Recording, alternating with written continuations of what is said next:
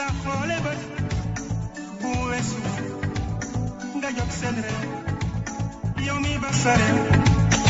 di xas sa réew doo dem sa réew yow danga réer soo bàyyee li nga doon dema doon li nga yoon yow danga réer bàyyi nga sa yoon yow mi dem sa kër mi wàcci yoon te danga réer yow danga réer yow bàyyi nga sa yoon yow danga réer yow bàyyi nga sa yoon yow danga réer.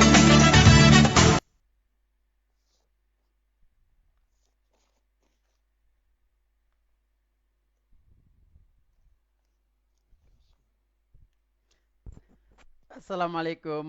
mbokk internet yi ñu topp duñu suivre ñoo ngi am mbégte ak contentement bu mag aussi dellusiwaat fii tey si point de vue nag tey di recevoir maître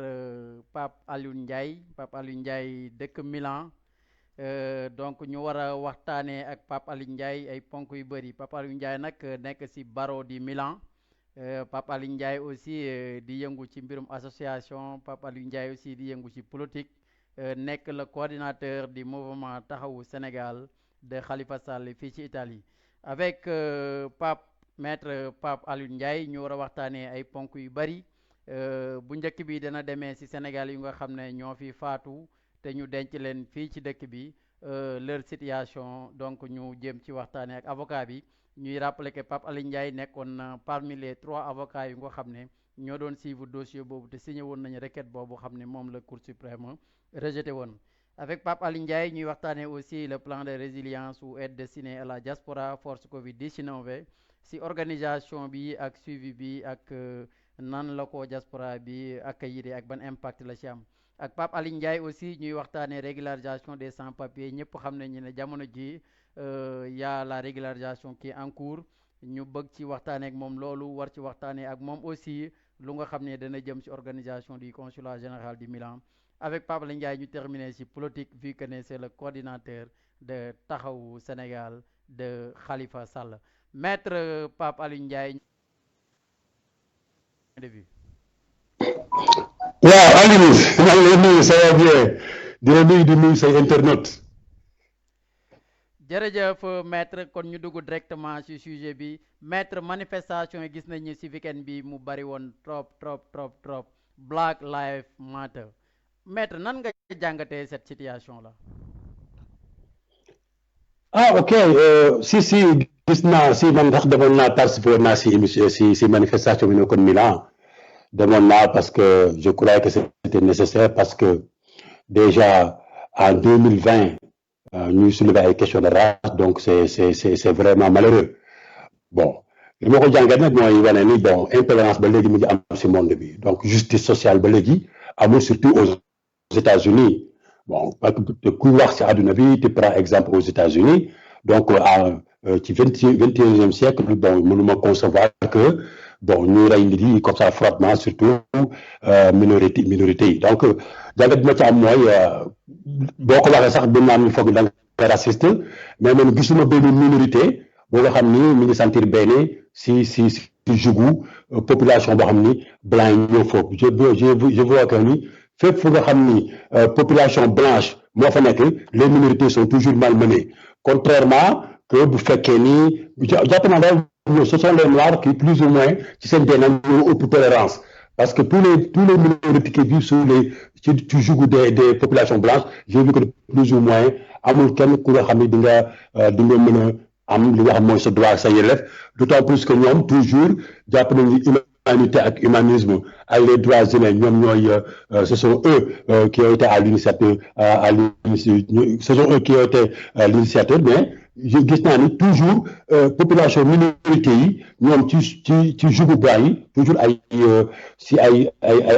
tolof la ñuy jàppe mais aussi encore li ma si gën a jàppe mooy encore jàpp naa ni l'intelligentsia noire américain encore defuñu ce qu'il devait faire parce que du fekkee ni maintenant on parle de la pratique policière donc di wax ni instant bi dañ bëgg a démanteler police bi wala que police bi dañoo am ay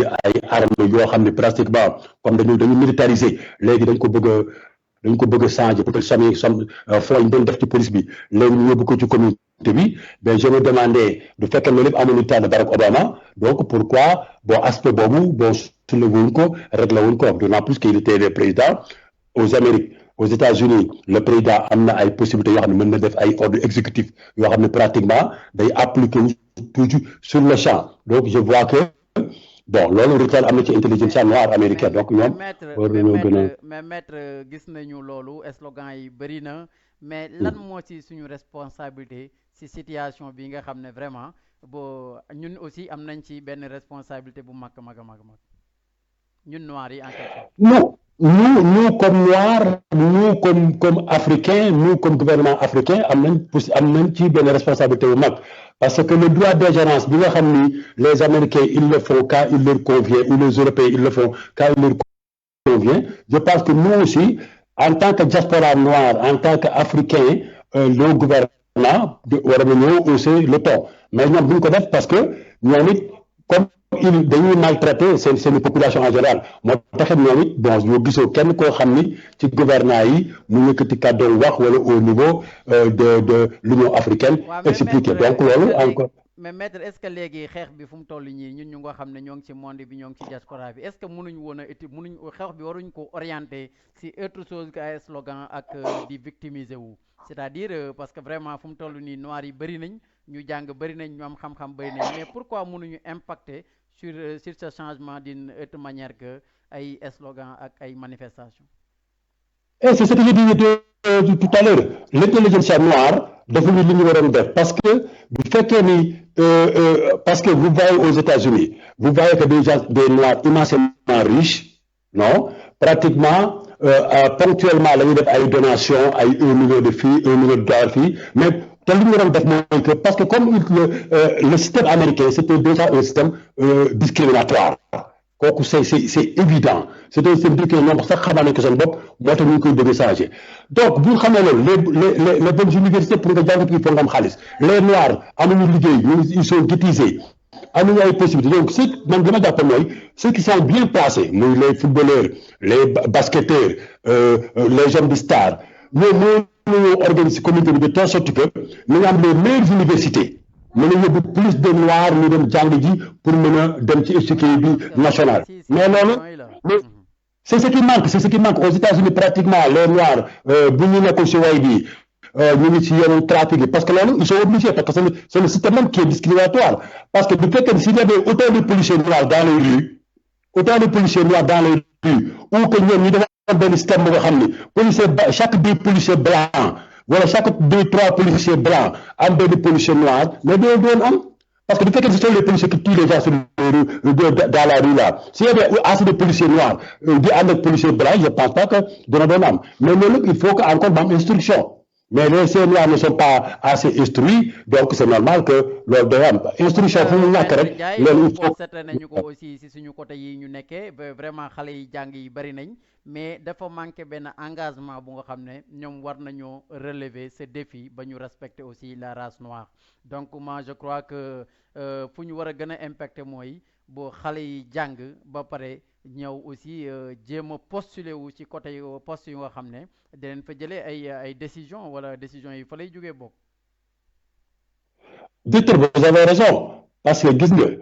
politique immigratoire yu France insertion France ak seen assimilation dafa faillite Angleterre dafa faillite Hollande dafa faillite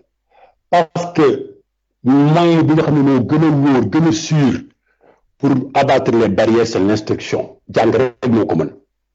du leneen du ay politique ay RNI du ay politique subsides du ay problème ay politique aide financière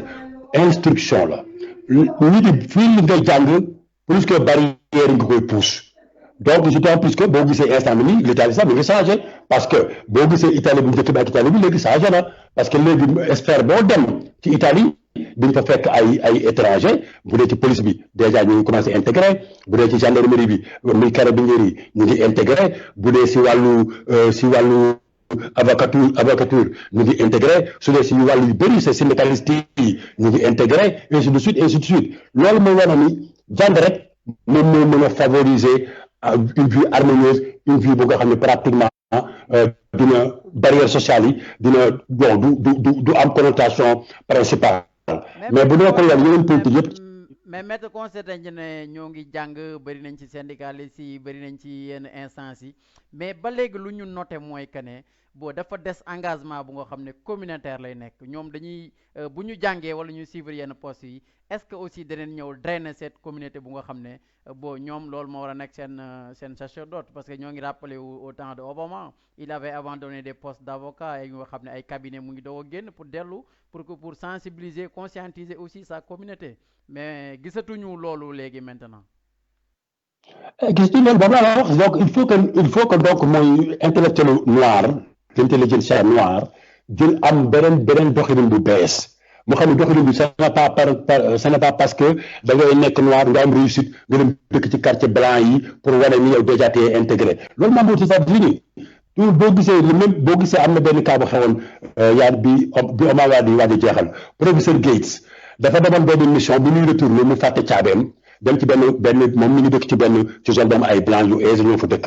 mais bi ko policiers yi fekkee ci buntu bi muy jéem a dajji bunt pour dugg parce que ca këram la mais dañ ko jàpp nañ communauté yóbbu ko loolu di coow la mag boobu Obama moo mujj invité Gates ak policier bi ko jàppat malmené ko Casablanca pour ñu def benn premier radio jël apéritivo pour jéem a dugg yi doon noonu te loolu mooy waral ni parce que ñun les noirs dañu war a décomplexé wu dañu war a décomplexé parce que affaire racisme du apanage kenn donc décomplexé boobu il faut mu dañu fekk dañu ci ñun loolu la parce que foog nga ne ku réussir rek bon les noirs dañuy réussir dañuy dem si dëkk ci blanc yi suñu amee xaalis bon bu ñu xalaat ñi nga xam ne ñoo nekk ci ginnaaw parce que bu fekkee ne woon les noirs aux États-Unis def naa ils sont à 9% 11% de la population c'est-à-dire que ñoom pour nga organiser c'est très facile milliardaires noirs yi bu ñuy organiser woon dafa des bonnes universités de bonnes écoles di financer éducation minorité bi da nga doon gis lépp da doon changé mais ils ne le font pas malheureusement. merci maître loolu mu nekkoon premier volet bu nga xam ne waroon nañ ko évacuer maître donc après Covid-19 bi ñu constaté fi Sénégal yu bëri yu nga xam ne décédé nañ ci diaspora bi partout dans le monde et particulièrement ici en Italie maître ñooñu xam ne faatu nañ ci ba ñu denc leen fii mais yéen ngeen bokkoon ci 3 avocats yu nga xam ne géré woon ngeen dossier boobu fan la situation boobu toll. situation bi après bi nga xam ni bon comme ni nga ko defee résumé bi que defoon nañu bataille mobilisation sensibilisation ak bataille légale bi ba président Macky Sall retourné woon na encore si décision bi nga xam ni moom la gouvernement am jëloon instant bi nii bon on avait reçu gisoon nañu benn communiqué bu nga xam ni l'ambassadeur communiqué woon na ko boo xam ni bon waxoon na ku bëgg indi sa néew il faut que nga signé benn lettre d'engagement bu nga xam ni di nga jël engagement wane ni corps bi su dikkee Sénégal da nga koy bàyyi ak service d'hygiène yi ak da nga koy bàyyi ak sapeur pompier ak waa Croix-Rouge pour ñu gérer ko et puis ak dina am distanciation ba nga xam ni duñ leen bàyyi ñu ubbi corps beeg yooyu mais ak benn lettre d'engagement nga signé ko mais le problème am que ñi nga xam ni jot nañ leen fee suul bon am na moment bu nga xam ni si wàllu Italie fii laa gën a maîtriser le gouvernement avait dit que ne ku ñi génnoon àdduna ci Covid bi xam nga nit ki fii bu nit bi génnee àdduna ñu war ko yóbbu à l'étranger dañ ko def benn piqûre boobu moom lañ tuddee conservatif bon fii nag instant bi nga xam ni Covid bi ñëwoon na ci gouvernement bi mu xawee affaire bi gën a grave dana woon bu ñu defati kenn piqûre conservatif ku dee rek nañ la def noonu rek préparer la dem suul la noonu mais conservatif bi c'était important pour ñi nga xam ni dañ leen yóbbu à l'étranger parce que mooy tax corps bi du gaaw a décomposé wu ba dinañ mën a yóbbu mais comme que dafa ñoon conservatif bi te dañoo a suul noonu léegi nag il va falloir maintenant ñi nga xam ne dañu bëgg seen parents yi ñu yóbbu leen Sénégal ñu xool ak ATS yi mooy agenda territorial sanitaire yi nan la ñuy def pour mën a am ak ñoom accord pour xool plus ou moins est-ce que y a lieu pour que ñu mën leen a def exhumation bi beneen cas bi ñoom moo posé wu mooy encore ci tawu tàngaay bi exhumation en Italie kenn def exhumation ci kawu été donc ñun ñu ngi jëm ci été bi ça veut dire que lépp lu ñuy wax rek mën na wax ni après ci hiverne bi lañuy jéem a la ñuy attaqué loolu mais loolu il faut que encore yéen ñu yoroon dossier boobu gis nañ fi Badlin Siki boxeur bu mag nekkoon faatu woon fi récemment lañ ko yóbbu Guet Ndar enterré ko yaakaar naa aussi ñu ci jotoon entré xam ne y avait l'interdiction yéen ñu nga xam ne yéen a ngi suivre dossier bi gérer ko mais je crois que war ngeen aussi xalaat loolu parce que apparemment dossier bi mu ngi en cours non. si non ñun si non ñun ñu ngi ciy xalaat mais dañu bëggoon nag bon bu fekkee ñun parce que li des mooy d'abord am recensement wu nit di nga xam ni ñoom seen mbokk ñoo génn àdduna une fois que bu ñu amoon numéro exact bi xam ñan ak ñan la après en fait mën nañoo gisante ñoom toog pour waxtaan pour xool exactement ñan ñoo am intention pour que seen seen mbokk yi nekk fii ñu suli leen yóbbu leen mais loolu lépp lu mën a rek procédure la parce que suli bi du lu yaay dem rek ci sa ligne de suli dem dafa la fay autorisation yi rek il faut que je pense que ni instant bi laaj na toog ak autorités yi nga xam ni sanitaire Italie ak communes yi nga xam ni foofu lañu suul ñooñu pour xool na yan modèle la ñuy trouver pour que ñu yóbbu leen parce que man récemment rek maa ngi doon déggante benn pompe funèbre bi nga xam ni moom ci loolu nee na ma bon moom it ci bopp wàllu boppam am na ko xam ne mi ngi doon nekk Genova mi ngi doon jéem a def ay négociation pour xool est-ce que exhumation bi dina possible mais du woon Sénégalais beneen nationalité la woon man maa ngi dégg moom ci loolu pour xool après suñu paree est-ce que mën nañu jaar ci moyen boobu ba que Sénégalais yi nga xam ñoo génn àdduna nekk fii nan lañuy def pour mu leen ku ci bëgg dem Sénégal ñu yóbbu ko Sénégal. mais maître mun nañoo xam ñaata ñoo fi faatu ak dossier bi ñaata ñu nga xam ne ñoom lañ fi suul seen i njaboot ñoom ñoo fi nekk ñu nga xam ne permettre nañ leen aussi jax leen dossier bi pour ngeen poursuivre ko. man su ma basé woo ci procès verbal bi nga xam ni moom laa gis ci comité bi nga xam ne moo nekk ci consulat bi ñu doon saytu pour affaire fooy pour dimbale parents yi bi ma ko xoolee pratiquement je peux dire que ni ñoom ci procès xaaral ma génne ko sama gën a wóor ci procès verbal bi je pense que ñoom eux ils sont à si ñu génn àdduna fii ils sont au total de 10 yu nga xam ni ñoo génn àdduna su ma basé woo ñoom seen procès verbaux yi nga xam ni moom lañu mooy procès verbaux réunion yi parce que seen première réunion bi ñu defoon bi nga xam ne moom lañ njëkkoon a def ils avaient dit que ni déjà le 29 avril ñoom transmettre woon nañu benn dossier 6 personnes si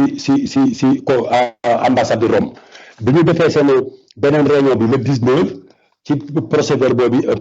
bi encore def nañu encore yeneen 6 personnes donc en tout boo ko boolee donc mën naa ne donc 10 personnes boo xam ni boo fekkee na nga def recoupement yi donc 10 personnes la yoo xam ni génn nañu àdduna fii ci Covid bi. mais maître après que ñu lever interdiction boobu est-ce que mën nañ xam est-ce que am na Sénégalais yu nga xam ne faatu nañ fi ñu yóbbu leen ñu délivrer leen passeport mortuaire bi ñu yóbbu leen wala déet.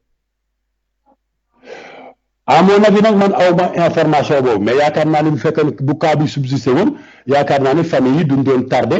pour wax ko mais man awma ci benn information bu leen parce que ñun bu ñu defee bataille légale bi ak bataille mobilisation bi nga xam ni suñu réew ak collectivité def na ko après bon amatuñ benn retombée à part famille Mendy bi nga xam moo nekkoon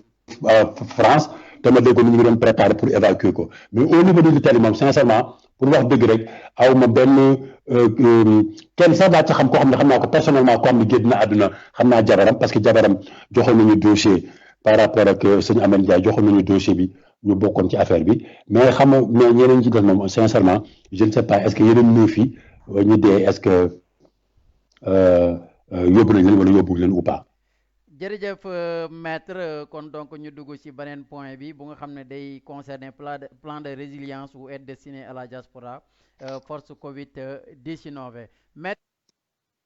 cette force là bu nga xam ne dañ ko destiné diaspora bi mu nekk benn xaalis pour ñu mën leen a soulager seeni problème ban jàngat nga ci am en tant que avocat. bon docteur man bon c'est-à-dire en général xam nga Sénégalais ñun suñu waxtaan du neex parce que en général si on parle lu bëri gars yi dañ ko teg ci wàllu politique mais je pense que ni chiffre à l'appui on peut toujours savoir que ni bon boo fekkee da nga nekk ci da nga bokk ci dëkk nekk bokk ci réew te ni muy doxee c'est saf la je pense que ni à tout instant bu nga xam ni am na yow loo war a wax rek da nga ko war a wax ba mu jotee bon man bi président Macky Sall annoncé ni dafa bëgg benn plan Covid ci 1000 milliards pour jéem a nekk en appoint ci population bi man dama ko rafetlu woon mais nag scepticisme ba ci am mooy ni ñu ko doon waroon a financer parce que bu fekkee ni moom président de la république dañu woon ba 1 000 milliards la soxla mais 1 000 milliards yi ñu ni ñoom 337 milliards rek lañ mën a génn ci budget Sénégal budget boo xam ne pratiquement mi ngi toll ci 3500 milliards à 4000 milliards gouvernement Sénégal mu ni moom 1000 milliards yooyu mi ngi ci mën a financer seulement 37 milliards benn 159 milliards bi nee na ñu ngi koy jëlee ci ay dépenses d'investissement yoo xam ni 2000 yoo xam ne dañ koy reporter ci année bi dañ koy reporter ak 178 milliards yoo xam ni ay renoncement de dette la buñ ci jógee loolu boo ko boolee moom mooy nekk 337 milliards yi beneen bi ñu ni 12 milliards la ñuy jox émigré yi donc 9 milliards moom lañ bëgg jëlee ci dons yi nga xam ni moom la secteur privé bi di def don boo xam ni yow da nga koy joxe ba pare ñu delloo la ko donc man ma tudd ko emprunt parce que le président de la république dafay déclaration mu ni bon privé secteur privé yi lépp lu ñu joxe ci force Covid bi après bu ñu def déclaration des revenus mën nañ def déduction bi c'est que dit que donc ñoom lépp dafa mel ne prêt lañ def dañu lebalaate quoi donc dañu joxe lépp lu ñu cotiser rek après dañ koy génnewaat ñoom ci revenu bu ñuy fay taxes yi donc dafa mel ni xaalis bu ñu lebal lu ñu anticiper gouvernement bi la donc loolu lépp boo ko boolee muy 159 milliards yi 178 milliards yi nga xam ne moom mooy renoncement de dette yi 12 milliards yi nga xam ne dañ ko indi diaspora bi te wóor na ma ni du war nekk 12 milliards loolu lépp boo ko boolee moo nekkoon 337 milliards donc si gouvernement Sénégal li nga xam ne moom moo desoon ci 1000 milliards muy 641 milliards dañ ko doon dem wuti ji feneen donc xam nga plan boobu beneen affaire la du fekkee donc d'autant plus que loolu moom sax moo impacté déjà ci réalisation programme yi ci réalisation déjà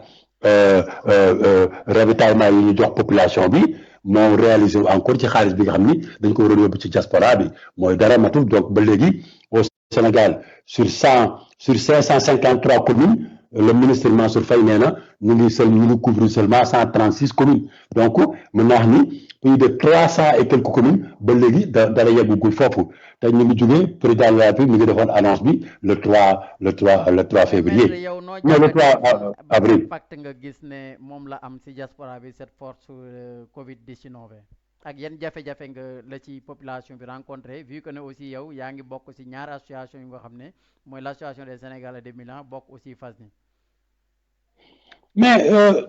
bon man si wàllu xaalis bi ba ma ci waxee rek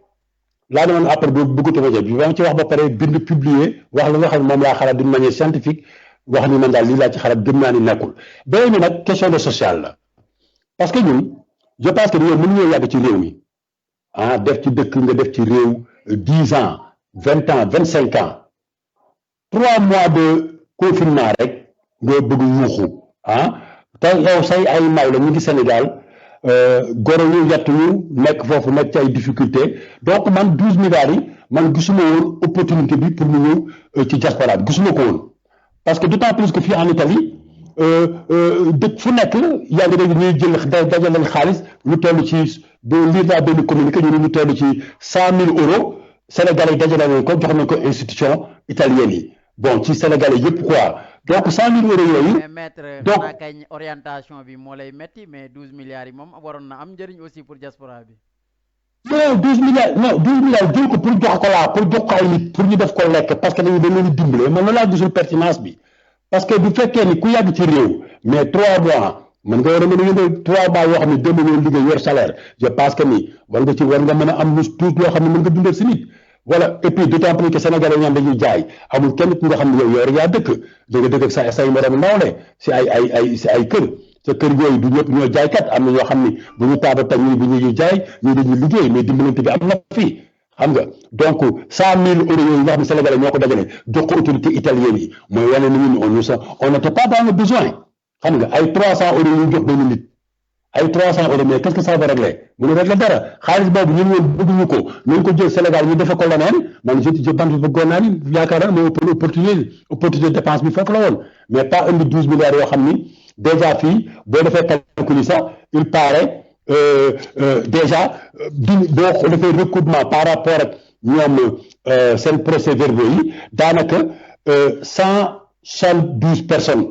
la ñu dimbale parmi eux 10 personnes yu décédé 9 malades 12 personnes yoo xam ne dañu nekkoon en transit 27 étudiants ak 140 personnes yoo xam ne dañu nekkoon dans le besoin impacté mais loolu c'est quoi c'est 172 personnes boo demee chiffre yi nga moo nekk ci procès-verbaux yu ñu joxe c'est-à-dire qu'est-ce qu'ils ont dépensé ils ont dépensé seulement 70 000 euros 70 000 euros. moom alal lu des ci xaalis bi fan lañ ko dugal. mais document yi nga xam ne moom laa consulté document yi ma consulté fii au niveau de l'Italie te mu comité national comité local bi ñu jële ko ci ñoom fii boo xoolee 10 personnes ñoom ñoo décédé Italie ku nekk 2000 euros lañ la jox malade yi 9 personnes lañ ku nekk 500 euros lañ la jox ñu nekkoon en transit 12 personnes lañ ku nekk 500 lañ la jox les étudiants 27 personnes ku nekk ñu ngi la jox 300 euros. mais maître loolu c'est dans le nord ou dans toute l'Italie. suuf ñun procès-verbaux yi fii zone bi ñu nekk fii ñun. mooy juridiction Milan bi quoi. suñu juridiction Milan bi nii 172 personnes 70 000 euros mu nekk 46 millions ana 12 milliards yi. Espagne mu nga xam ne bokk nga ci association bu mag bu mel ne association des Sénégalais de Milan bokk fas yi est-ce que yéen saisir nañ leen ci groupe bu président yu nga xam ne ñoom dajaloon nañ ba proposer ñaar nit pour ñu représenter communauté du Nord. ok affaire bi nii la fonctionné affaire bi dafa am benn bi ñuy parallèlement bi ñuy teg groupe bu suñu réew dafa am benn groupe boo xam ne dañ ko créé fële boo xam ni je pense su ma juumul Adama Thiam moom moo nekkoon promoteur groupe bi foofu man président Askase moo ma contacté personnellement li ma affaire boobu am na dafa bëgg ma dugg si biir moom moo yokk sama tur si groupe bu gestion bi foofu bon juri gestion foofu man bon yi ma gis ni man dugg naa ci benn jour ci groupe bi ma wax leen li nga xam ne moom laa xalaat parce que man leen bu fekkee dañu teg benn affaire ngeen bëgg dugg ci benn affaire te xamuloo dinaa pas les tenants et les aboutissants bala nga ciy dugg dañ ci dugg lu leer parce que doo ñëw rek le gouvernement ni dañuy def benn affaire rek nga tëb rek créer benn groupe ni dañ ciy sóobu ci loo xam ni xamuloo nu mu tëddee ak nu mu wër ak nu ñu ko war a defee man leen da ngeen war a laaj d'abord da ngeen war a laaj xaalis bi yëpp ñaata la enveloppe bi yëpp global bu ñu la enveloppe bi ñëw Italie tant la chiffre à l'appui ngeen def seen division pour mën a xam ñaata nit la mën a couvrir pour que après du am ay délusion bon mais ñoom li ñu njëkkee mooy bind lettre ko fële di wax délégation buy dem man nag bala nga xam délégation buy dem da nga war a xam question bi ñuy affronté fële est-ce que question technique la ou pas bu dee question technique mais du n'importe qui bay dem xam nga mais ni ñuy piloté affaire yi da ngay jékki-jékki kenn ñu dan bon je propose telle personne na dem kenn xam nga après boo ci waxee da ngay mel ni kooku nga contre mais yooyu la ñu war a mais maître warul la demee noonu parce que bu ngeen ci d'accordul tamit te yéen vraiment lu ngay wax nii dañ leen a woo ci benn comité de suivi c'est-à-dire comité de suivi ñëpp xam nañu lan la mais nit ñi buñ ci d'accordul waroon nañoo génn wax qu'est-ce qui ne va pas expliquer askan bi. non mais parce que comité de suivi boo xam ne lépp c'est Sénégal lañ ko def li ñu fi cité lépp xaalis bi ñu ngi ko li ñu war a jox ci xaalis c'est-à-dire somme bi ñu war a joxe Sénégal lañ décidé ni d'abord dañuy dimbale ñi nga xam ne dañu nekk transit ñi feebar ak ñi dee Sénégal lañ ko décidé somme bi ñu war a joxe Sénégal 500 euros yi Sénégal lañ ko décidé 2000 euros yi Sénégal lañ ko décidé donc bon fii c'était seulement di dee rek ubbi dossier pour xool kan moo ko yellool ak kan moo ko yelloowul mais loolu xam nga donc dañ la woo foofu ma nga ñëw rek pour cautionner donc loolu moo am léegi parce que bi ñuy tëj même sax gis nañ ñoom bi ñuy tëj déjà le barki démb la ñu publier ni dañuy arrêté dépôt yi quelques jours après ñu publier waat ni dañuy arrêté joxe xaalis bi mais xaalis bala ngaa arrêté joxe xaalis bi da nga naan kay xaalis bi jeex na mais tu ne vas pas jékki-jékki rek. maître ñu dégg honorable Nango Seck Keroog mu ne il faut qu'on audite les 12 milliards nangam te yéen ngeen bokk ci comité de suivi boobu mais est-ce que amul paradoxe ci wax jooju. non comité de suivi moom honorable Nango moom si bokk na ci comité de suivi local. mais il a dit aussi que dañu war a auditer comité bi donc c'est. ah mais audit bi moom d'abord avant ñu audit léegi on attend d'abord ñu jox ñu procès-verbaux yi nga xam ni moo établir ñaata nit lañ joxe ñaata xaalis lañ dépensé. Espagne Qu'est-ce qu'il faisait là-bas en fait parce que en tant que aussi un élu nga nekk ci comité de suivi di suivre action yi ba léegi nga génn naan donc on doit auditer mais non ñun kay ñoo war a laaj ay compte rendu ñun ñu nga xam ne xamuñu lu xew nanguwu leen ñu génn expliquer ñu qu'est-ce qui se passe parce que waaw mais man bu ma déggee non bu ma déggee loolu man je me suppose rek ni peut-être que mën naa am donc am na rajo yoo xam ne fekkoo ko loolu laa jàpp quoi bu waxee loolu quoi mais man li ma wax rek président ñun li ñu war a bàyyi mooy lenn benn bu njëkk war nañ ko bàyyi muy li ñuy décider di war a tànn ay nit kenn génn naan nañ jox diw teg ko ci bakkanam loolu war nañ ko bàyyi deuxièmement on ne peut pas toujours les mêmes personnes bu ñuy def dara rek ñoom toujours ñoo ko bëgg a jiite ñoo bëgg a def même chose te même résultat la ñuy produire. Apparemment on a constaté les mêmes personnes pour ne pas dire voilà on a tout ce truc là qui tourne autour de tout ça. Il faut que nous, on arrête dès maintenant. On ne peut pas toujours les mêmes personnes faire même chose, même des produits, même résultat décevant. Là, dañ ko war a jeex à partir de maintenant. Dañu war a bàyyi encore bu ñu créé ay groupe WhatsApp wala bëgg a def benn affaire di ko piloter c'est-à-dire di def ay téléphone ci suuf bon di ko affaire di faire semblant que ni affaire yi mi ngi am démocratie te amul démocratie. Ce qui est le problème dans tout ça, moi je vois qu'il y a beaucoup d'associations qui ont contacté boole wuñ leen ci liggéey bi investi am na des petites associations yu nga xam ne ay associations régionales lañ ak ay départementales te seen représentants yi ñoo ngi ci biir secteur boobu c'est ça qui est un peu paradoxe. Ce qui est dommage bi ñuy sànni ñu ni bi ñuy tànn man je n'ai rien seen personnel parce que sincèrement intéressé wu ma bi ñuy tànn qu'est-ce qu'on dit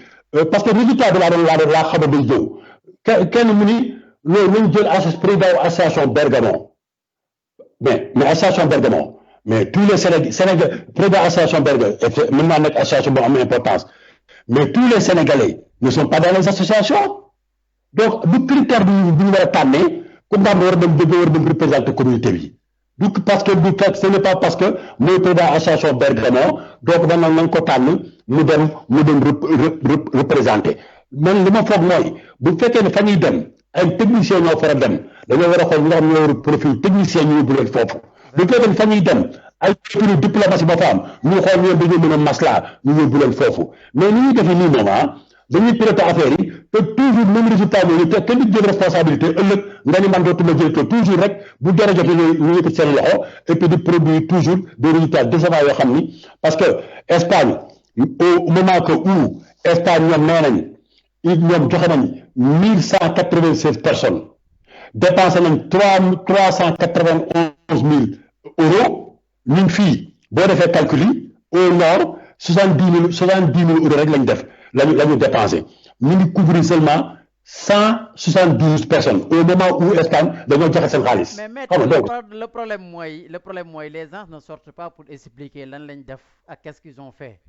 nii les honorables députés nii ñu nga xam ne bokk nañ ci comité boobu parce que aussi man gis naa comme par exemple ce que tu dis là en Belgique et partout les gens dañ génn def un bilan ne temps lañ am progressivement que liggéey bi doon avant. Mais ils vont le faire. Non, nous, on les attend là-bas. Nous, on les attend parce que même association des Sénégalais de Milan là beaucoup, il y a un texte du président qui nous insister pour que nous nous bilan, rendre nous compte. Parce qu'en fait, il faut nous dire, il faut que si nous sommes dans le niveau il faut que dorénavant nous commençons à organiser la communauté avec discipline. Nous devons faire quelque chose. amatul jëw nekk di piloter affaire yi n'importe quel dem jiitu boo demee def li ngay def après ñoo raxas sa loxo mooy fas bi ay jox nañ ko ay nit teg ko seen loxo am na ñoom sax dañ leen doon fay il paraît loolu li ma dégg dañ leen doon fay pour ñu liggéey fas bi fexe nañ ba instant bi ni fas bi doxatul locaux yi ñu ko il paraît xaw ma nangu nañ ko wala nanguwuñ ko te après toujours dañuy nekk ci biir comité di li ñuy wax ñii di il faut que dorénavant ku nga xam ni dañ la jox ay responsabilité jaaraloo ko ni nga ko war a jaaralee après beneen yoon na ngay toog loolu ci touche bi ñeneen ñi dem communauté bi dox mais bu nekk loolu ñii di ñoo bloqué tout communauté moo nekk duñu avancé toujours au même pas lañ nekk. jërëjëf faut maître xam naa ne dinañ ci del si suba parce que dinañ am le président Moustapha Diagne mu nga xam ne moo représenté coordination des associations sénégalaises de Brescia nekk aussi vice-président association Cheikh Ahmadou Bamba bu Brescia bu ñëwee dinañ gën a xóot ci volet boobu donc kon maître Ndiaye la régularisation des sans-papiers ici en Italie départ depuis le 1er juin war a jeex le 15 juillet maître nan nga gisee forme bi ak fond bu nga xam ne teg nañ ko ci régularisation boobu. non forme bi baaxul parce que pratiquement ça n'a rien réglé hein. Parce que le gouvernement italien ñu ngi doon espérer di régulariser plus de 250 000 am na ñu doon wax sax ay 600 000 mais ba au moment où je vous parle ñu ngi ci 6 000 personnes ñu ngi doon attendre ay 80 000. en 2 semaines def nañ 6 000 personnes. 6 000 mais affaire yi mu ngi jeex donc te ñu ngi def ay 200 000 parce que bii li nga xam ne moom moo ko bële conditions yi moom moo xaw a jafe conditions yi moo jafe parce que revenu yi ñuy laaj jafe na beneen bi jafe mooy secteur bi nga xam ne moo ëpp travail noir dañ ko booleen ko ci affaire bi muy secteur édilicier bi ak secteur production biens et services parce que foofu moo ëpp ñi nga xam ni Sénégal étranger yëpp ñi nga xam dañuy def travail au noir ci secteur muraterie yi lañ nekk wala ci secteur production ci détail lañ nekk mais ñi nga xam ñooy liggéey ci campo yeeg yooyu mais bëriwul c'est que di ko donc bu fekkee ne da nga ciblé seulement benn frange ci lu jëm ci immigré yi nga xam moom nga bëgg a régulariser moom donc lu surprendre que résultat bi rek moo mën a génn et puis dafa encore conditions yi c'est très compliqué parce que pour mën a am 20 000 euros de revenu pour mën a jël kenn wala 27 000 boo fekkee ne ñaari nit ngeen te matul leen 20 000 euros yooyu ay conditions yu difficile la dañu war a def benn sanatoria bu ñu defee benn sanatoria ku nekk dañu dénoncer sa position personnelle may travailleurs yi ñu dénoncer seen position personnelle may patron yi ñu dénoncer encore seen position personnelle mu nekk comme ni ñu ko defee nii 2 voies yi comme ça wala bu ñu ko defee mën naa ni dinañ régler situation bi et puis beneen critère bi amul sens mooy ñi nga xam ni dañuy régulariser seulement après ñi nga xam seen permis de séjour la dafay jeex wala renouveler ko wala convertir ko après le 31 octobre amul benn discrimination amul benn critère logique bu lu tax man sama bos bu jeexee le 30 duñ ma ko renouveler que bu bosam jeexee après le 31 octobre ñu renouveler ko donc yooyu yëpp critère la yoo xam ne gouvernement bi ils ont manqué de courage donc moo tax sur 250 000 ñoom ñu ngi ci d'après 2 semaines 3 semaines 2 semaines ñu ngi yem ci ay seulement 6 000 7 000. mais maître en tant que comme am nañ avocat foog ñu dugg xóotal sujet bi parce que ñu bëri ñoo ngi ñuy déglu di am question yu reveniraat bu fekkee ne liir nga texte bi xam nga ko bu baax a baax ñu bëggoon a xam rek ne man tey jii su fekkoon ne man docteur di lavoro la bëgg a assumer kenn ma am man sama jabar ak sama ñaari doom am benn kudd bu nga xam ne 20 000 euros la wala 21 000 euros est-ce que mën naa ko régulariser. man je pense que affaire bi nekkul ci famille bi man jàppoo ma ci famille mais je pense que ni docteur du lavoro bi du ay consistance su famille loolu docteur du lavoro une fois que parce que encore déjà xam nga ma expliqué benn directeur gis nga le droit appliqué ak droit bi nga xam ne moom la ñu bind ci papier yi bokkuñu. ñu koy posé mooy dafa am problème interprétation ci texte yi. effectivement parce que l'occasion devant moi un avocat. moom nga xam ne il est censé savoir la loi donc ñun. dañ koy laaj question yooyu parce que nit ñaa ngi déglu bu baax a baax. te leen a jaaxal. ok bokkuñu gis nga fi mu nekk nii ma jox la exemple xam nga droit appliqué ak droit bi ñuy bind ci ak précepte bi bokkul mi ngi ne ma jox la benn exemple pour nga mën a comprendre gis nga fourneau mën nga yow sa fourneau sa cuisinière nga yokk ko ba 250 degrés dugal benn plateau ci biir di defar sa ginaar yow fourneau bi ginaar beeg plateau beeg ambiante fourneau bi yëpp 250 degrés la yow boo dugalee yow sa loxo mën nga dugal ci fourneau bi téye ko noonu quelques minutes mais plateau bi mën nga ko laal ak sa loxo te yëpp 250 degrés la loolu moom mooy différence bi entre droit appliqué ak droit yi nga xam ne lañu bind ci papier yi revenu bi c'est la famille man bu ma fex yow directeur soo amee 20 000 euros bëgg a jël kenn ci badante bi mën nga ko defal application nga dugalal ko demande nga dugalal ko loolu moom mooy li nga xam ni mooy ratio bi xam nga tax mooy ratio bi parce que bu fekkee ni dañ naan la yow bu fekkee ni da ngay def carte de séjour dañ naan la il faut bu fekkee ni yow nga benn réducte bi ngay am bu dee ñaari nit réducte bi ngay am bu dee bële réducte bi ngay am donc réducte famille bi la donc bu famille bi amee réducte boobu nga xam ne rek yoo xam ne yow da nga jël rek waaw bu nee rek lii la 20 000 euros yi 20 000 euros bi famille bi am na ko bëgg nañoo jël keneen nañ dem jël keneen bu fekkee ne ci biir famille bi exemple ñaari sœur benn frère ak benn sœuram seen yaay ñu bëgg a jëlal seen yaay bu màgget ñu bëgg ko jëlal benn banante en ce moment là te ku nekk ñoom ñaar mataluñ 20 000 yi kenn ku nekk ñoom 27 000 lañ war a am parce que ñoom ñaar dañuy jëlal seen yaay la ñuy jëlal.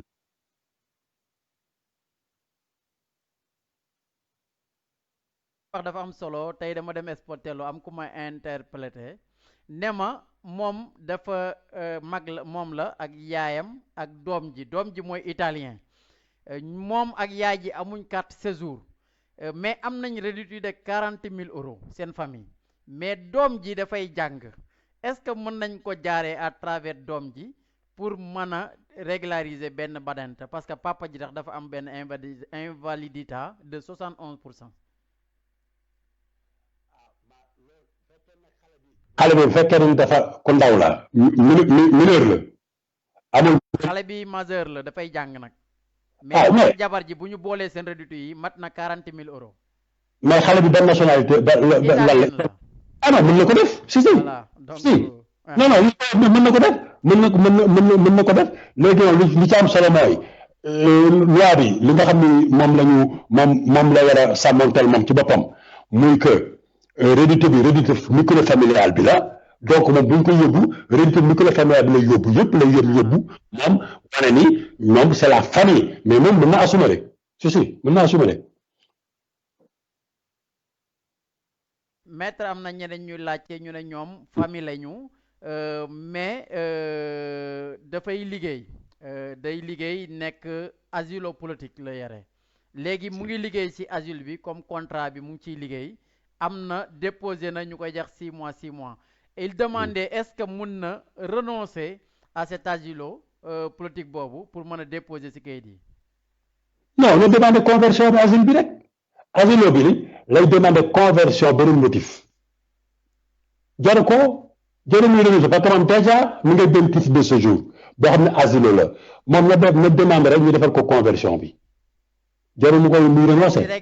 régularisation bi conversion lay demander moom. day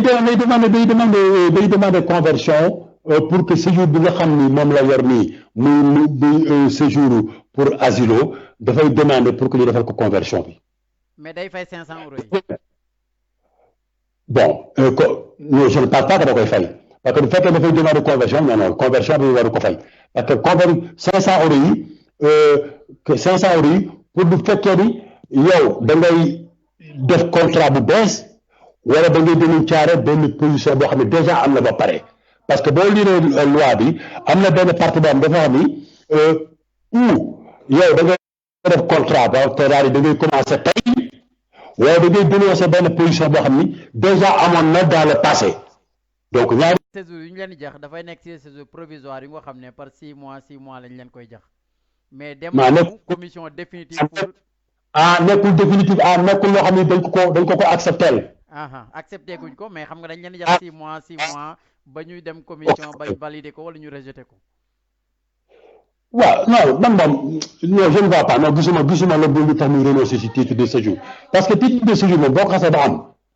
pour nga ñàkk boo ko xasee ba am mën nga koo changer ci typologie yi nga xam ne yëpp. teg nañ ko benn bi mën nga dem ba changer ko ba mu nekk indéterminé du fekkee dem nga ba am réquisites normal 5 ans yi mën nga ko changer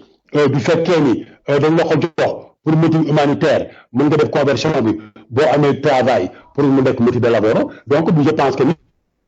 man gisuma utilité bu nga xam ni moom ci boppam day dem renoncer ci titre boobu dem ci dugg ci loo xam ni dem ci dugg loo xam ni et puis dafa am incertitude parce que c'est pas parce que loi bi fekk datoo bi laboro bi moom rek la lu war a def yëpp fay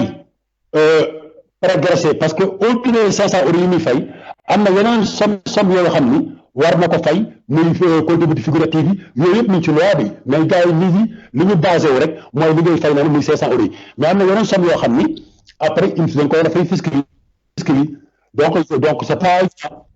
c'est pas évident de renoncer. merci maître ban conseil ngay jox Sénégal yi nga xam ne ñoom ñëpp bëgg nañoo déposer ci loi bi pour am ay kayit. dégg nga la. maître ma ne ban conseil ngay jox Sénégal yi nga xam ne bëgg nañ déposer ci kayit yi nga xam ne régularisation bi la. parce que xam naa ne bu problème amee aussi ci avocat bi la ñuy retourné wu ñëw dossier bi nar a demaat fenn loo leen di wax ba ñoo jugg ci yenn njaaxum. man yenn saa yi maa ngi suivre des fois émission yi ngeen di inviter les syndicalistes sénégalais bon léegi nag laa bëgg ñu taxaw ci nañu bu ñu ku bëgg a dugal am possibilité dugal nañ ko bàyyi mu dugal même ñi nga am sax dañoo am condamnation te nekkatugul définitif na leen bàyyi ñu dugal parce que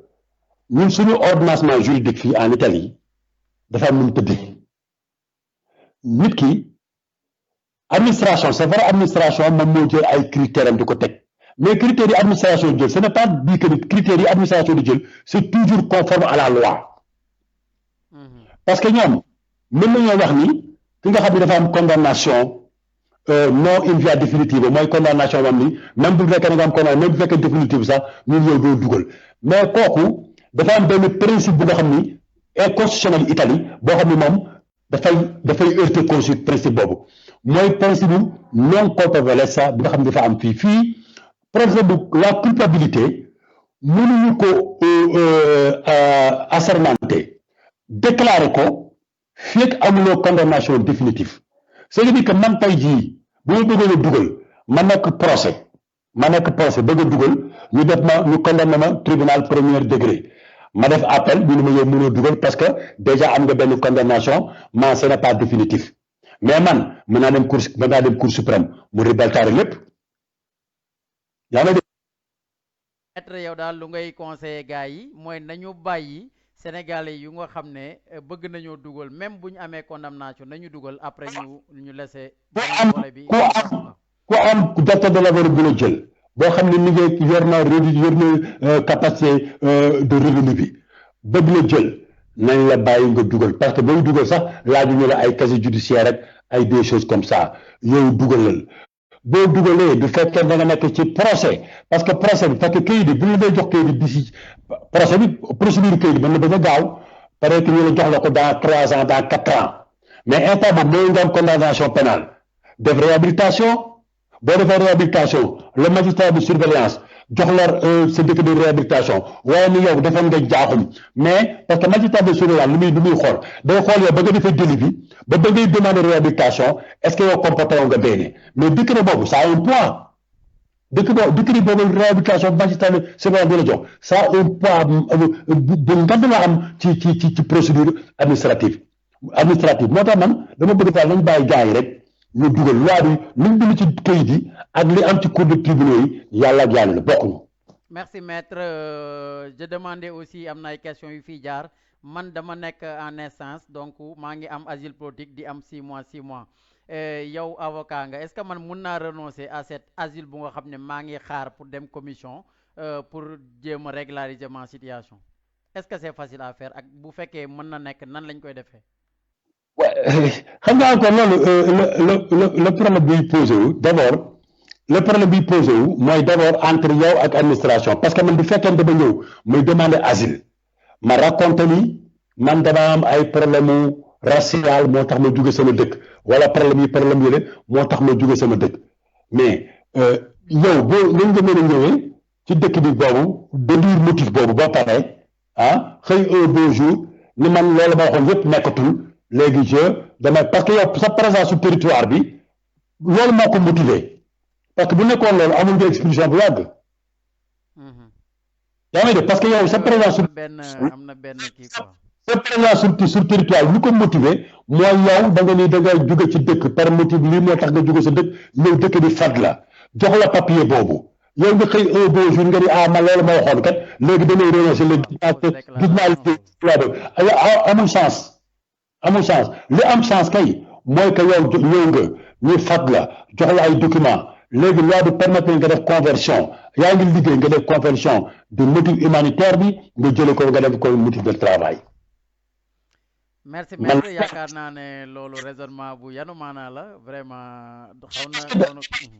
na dafa amul chance parce que boo xoolee lan moo tax yow ñu jox la papier boobu yow da nga ñëw di làqatu si ñu làq la ci ay parce que da nga déduire ni yow da nga nekk en danger sa vie dafa nekk ci xottu gerte nga ñëw nga wax ko demaguloo commission pour l'instant ñoom bu ñu liiree affaire yi rek ñu jox la kayit pour l'instant bàyyi la ci permanence ci territoire bi ngay liggéey mais boo amee liggéey yow demal sa kayit boobu defal conversion bi parce que mën nga def conversion bi soo defee conversion bi jàpp sa ñaambur mais nag bu fekkee nag comme ni ma ko waxee ni moom instant bi nii dañ ko jox séjour rek mais demagul commission kooku encore beneen cas bi posé wu la encore parce que moom demagul commission bi déjà mën na rejeter demande bi donc par principe de précaution laa lay wax parce que la nga wax lu xaw a compliqué la quoi mais lu ngay wax moom raisonnement bu yenu maanaa la mais par principe de précaution du fekkee ni man damaa demandé te commission bi yóbbuguñ ma commission te commission bi sama histoire bi am na mën naa yaakaar ni commission du ko daf may def rejet mais je pense que ni nit boobu moom it mën naa am l'attitude pas renoncer mais jéem a dugal ci papier yi pour motif de travail mais ba tout en sauvegardant dossier bi nga xam ni moom la bàyyi fële ci commission bi en ce moment là bu commission bi demee nag ba rejeter li nga xam ni moom mooy demande bi mu def pour am asile buy def recours tribunal de Milan wala tribunal bu mën a nekk recours bi envoi subordonné parce que recours boo defee recours envoi principal da ngay demander pour que ñu casser décision bi nga xam ne moo la ko xañ mais en subordonné toujours da ngay demander juge bi pour mu jox la document bi pour beneen motif mais du fekkee ne déposé nga wax leen juge bi ne ko jox ma ko ci beneen motif comprendre. jërëjëf maître yaakaar naa ne leer na nañu kon donc ñu dugg ci dernier point bi maître ñu xam ne maître Alioune Badara Ndiaye moom it mu nekk le coordinateur taxawu Sénégal bu maître Khalifa Sall mais maître ñëpp dañ lay constater ne nekkoo le coordinateur de taxawu Sénégal lan nga ñu mën a leeral ci loolu sur le plan politique. xam nga man lan laa wax c'est-à-dire liggéey bi may def moo tax dama bëgg nekk di nekk ci làmb bi di xëccoog di xuloog di seega di yooyu comprendre nga mais taxawu Sénégal buñ koy wax fii parce que moom mooy lan taxawu Sénégal ce sont les socialistes de valeur yi nga xam ne ñoo ànd waaw mooy ñun ñi nga xam ni dañoo nekkoon ci parti socialiste jóge ci parti socialiste parce que ay problème moo am bi ñu amee ci maison du parti ñu jàpp Bamba Fall après jàpp ñu bëri ay Birakan Ndiaye jàpp ñu bëri ba jàppale ci affaire boobu ñu jàppale ci Khalifa Sall ñun ñooy social de valeur yooyu ñun ñooy taxawu Sénégal parce que Khalifa Sall bi muy dem Dakar di def mairie Dakar taxawu Dakar la demee taxawu Dakar léegi lañ jóge ne def ko taxawu Sénégal ñun si wàllu ici en Italie fii ci Italie man ak Bamba Fall ñun ñoo dem teg section bi nga xam moo nekk Brescia te foofu Moustapha Diagne ak Mor Kandé ñoo ko dirigé benn vendredi lañ ko teg un vendredi mu nekkoon benn chauffeur national en Italie man sama oto Bamba Fall ak Pape Dieng bu Corsico ak d'autres personnes ñu ñoo dem teg première section bi nga xam ni moo nekk Brescia le lendemain muy dimanche ñoo dem Bergamo teg section bi nga xam ni Adi Diagne moo nekk Bergamo. léegi maître foofu moo nekk problème bi parce que. vas-y ci raisonnement bi pardon vas-y. ñu dem ñu teg section bi nga xam ni moo nekk Bergamo le lundi ñu teg section bi nekk Milan Bamba Fall ñibbi Sénégal ni du ma demee damay dikkaat ñu continuer teg Italie bi yëpp dem teg sur l'international ci lañ ko jàpp prison. ñëwatul man j'ai continué le travail maa dem Torino non je t'explique maa dem Torino maa ko teg Monsa waa maa contacté boo gisee suñu flyer bi nga xam ne bi ñu bokkee ci taxawu Manko taxawu Sénégal ba Manko bi nga xam ne mooy ci législative yi te man j'étais ci Manko législative yi li nga xam ni ñu nekkoon ci commune yi ñu section yi ñu teg yëpp mën naa ko teg seulement li man nee naa la dama nekk du sa rôle bi may joué ak c'est-à-dire fi nga xam ne moom la nit di xaar moo tax am na yoo xam ne du ma ci fekk te encore man responsabilité. Maître nag y a un problème parce que on sait que Abi Diagne madame Abi Diagne de Bergamo bon tout le monde moom la ñuy wax ne mooy le coordinateur de taxawu Sénégal bu Khalifa Sall fii déjà bañ ko tëjee man am naa ci nouvelle leer dem na ba foofu seeti ko lan mooy problème bi. Directeur Khalifa Sall de la diaspora man maa ko njëkk recevoir Khalifa Sall ñu ngi ko jàpp le 17 mars man il m'a reçu le 6 avril Khalifa Sall man la njëkk recevoir yi nga xam ne da nga jóge ci diaspora ba ma koy gis kenn mënu ko gis quand je bi ma koy rencontré dañ ko jàpp le 17 mars mu recevoir ma le lundi 6 avril wala le 5 avril c'était un lundi moo doon ba may recevoir kenn ñu ko doon gis ci dernier table ko gis mais man ba may recevoir kenn mënu ko gis c'était au vif du sujet ñu ngi koy doog a jàpp pour dire que ni li nga xam ni sama taxawaay man bon bu ñu weesoo loolu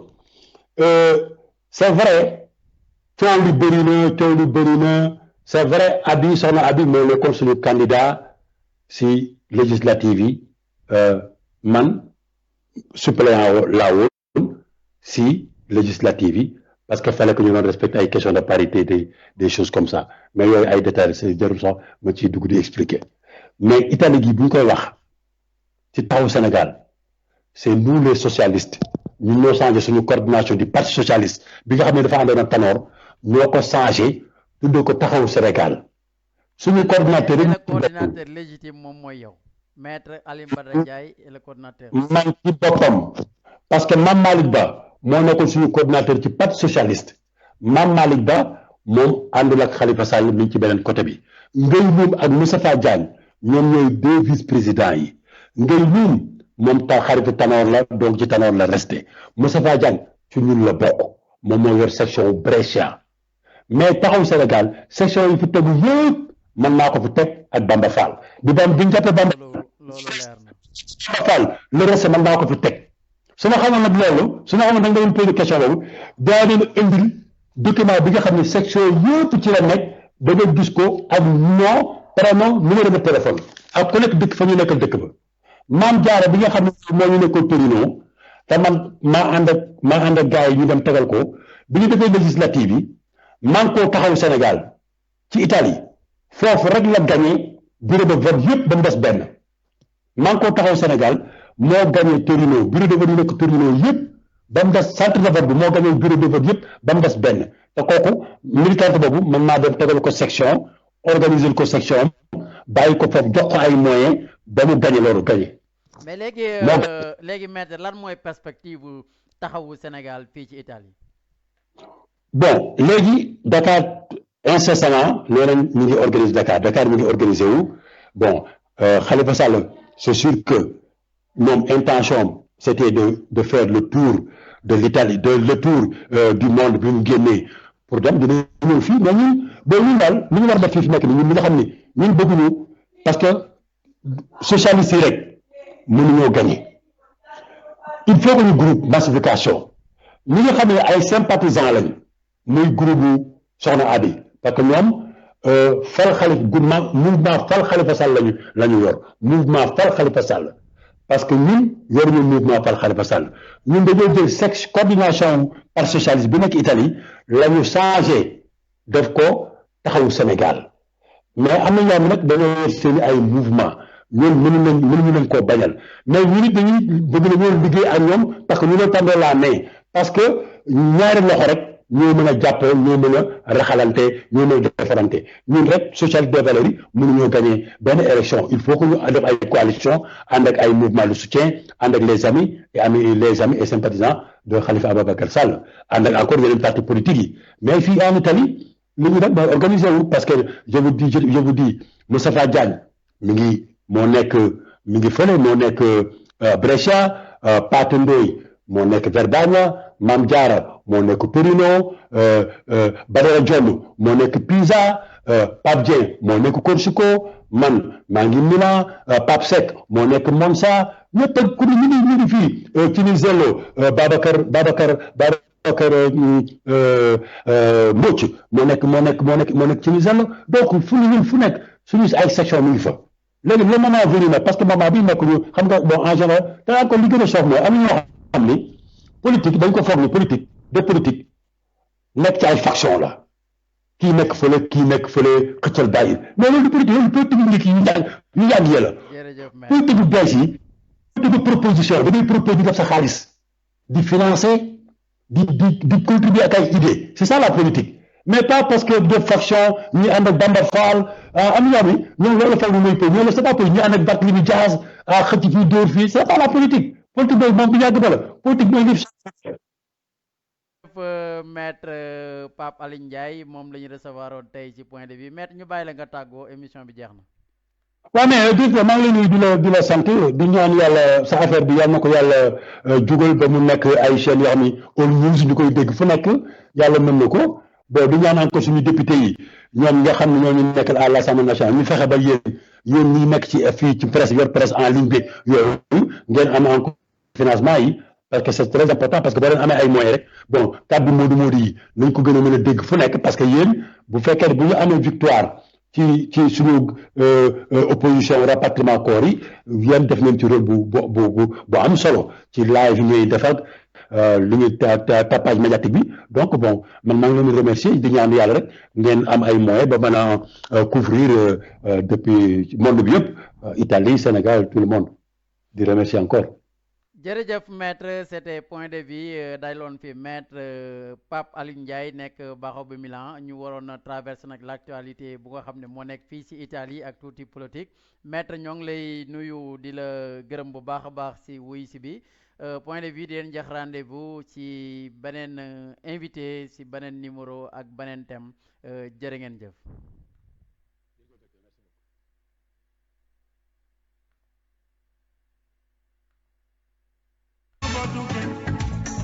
yàgg fa lool boo sañul foog ne yow fa nga dëkk ñamoom seen réew di la xoole bët bu weesu nga jóg seen réew yow mi ba sa réew di xas sa réew doo dem sa réew yow danga réer su bàyyee li nga doon dema doon li nga yoon yow danga réer bàyyi nga sa yoon yow mi def sa xeet mi wat ci yoon te danga réer yow danga réer yow bàyyi nga sa yoon yow danga réer yow bàyyi nga sa yoon yow danga réer yow bàyyi nga sa yoon booy batu yàgg fa lool boo sañul foog ne yow fa nga dëkk ñamoom seen réew di la xoole bët bu weesuwul nga jóg seen réew yow mi ba sa réew di xas sa réew doo dem sa réew yow danga réer yow mi def sa